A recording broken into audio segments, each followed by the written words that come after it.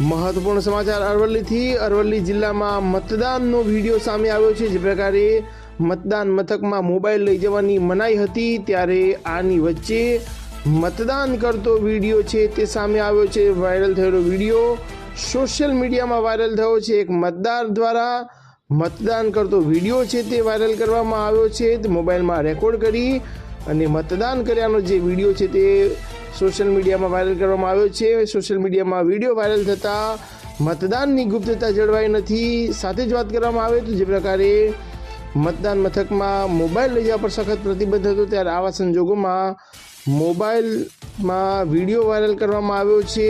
એક મતદાર દ્વારા આનો વિડીયો ઉતારવામાં આવ્યો અને ત્યારબાદ આ વિડીયો છે તે સોશિયલ મીડિયામાં વાયરલ થયો છે।